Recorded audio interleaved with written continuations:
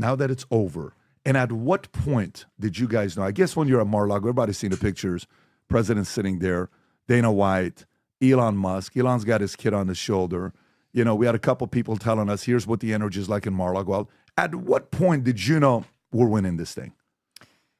I think, look, we knew we had won North Carolina. We were waiting for Georgia, and we knew any minute they were going to have to call Georgia. And, you know, we have all of our people on the ground in these places giving us their feedback.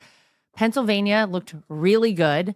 And it really seemed like from everything we were hearing across the country, things were all going to trend our way. And I think it was probably around, like 12:30 in the morning or something, that we realized we probably should make our way to the convention center because there was a speech that was going to be made at some point.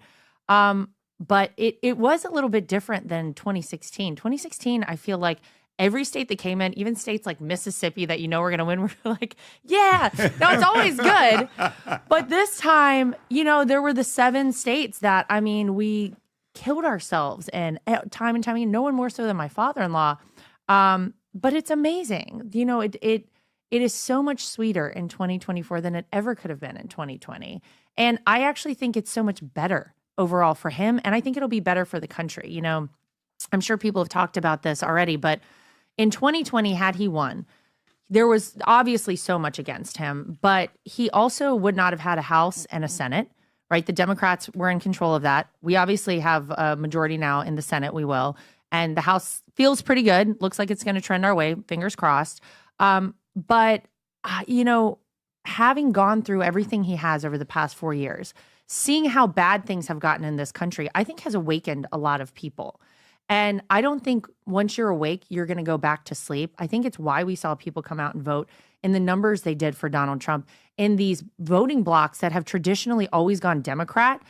I think that it is so much better now for America and for the future of this country that Donald Trump won in 2024. I mean, all I can say is it's absolutely incredible. I got a question for you. So we're there. We start at 7. We end at 3:30, whatever the time was. And I'm watching. We're all betting after they announced Pennsylvania, after they announced Georgia, after all this stuff that's going on. You know, Donald Trump's headed towards, the convention center. Then you see the picture I think your husband posted. It's him reading the speech, right? Those papers and the big picture, which was great. So then everybody's saying, when do you think he's going to come up and speak, and how long is the speech going to be? So we're making a wager with everybody that's watching. Will it be less than 5 minutes? No. Will it be less than 10 minutes? No. Will it be less than 20 minutes? No. Will it be 30 minutes? No. Everyone's like, it's going to be over an hour, right? So he comes up at 2:26. At this point, I'm watching him on stage. He's 78 years old. He's been running and gunning, and he's up there like having fun, telling jokes. Hey, JD, why don't you say a couple words? Hey, Dana, why don't you come up here? Got to give congratulations. Where's Bryson DeChambeau? Somebody get Bryson up here. Yeah. So, I mean, when you and he went 26 minutes. When you're around him, and so he's your father-in-law, but he's also somebody you're helping become president. And you're married to his son, but you're also somebody that's playing a role. So, and you're playing a very important job. You don't have a light. It's not like, hey, I'm a supportive spouse. That's not you. You have your own identity that you're doing what you're doing. When you're watching this guy from all those different lenses, how do you view him when you think about Donald Trump?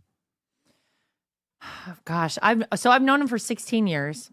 Actually, my 10-year wedding anniversary is tomorrow. And thank you. If you remember, that was election day in 2016, November 8th. Mm-hmm. So it was our 2-year wedding anniversary for me and Eric. I've known him for so long. I've seen him go through so much.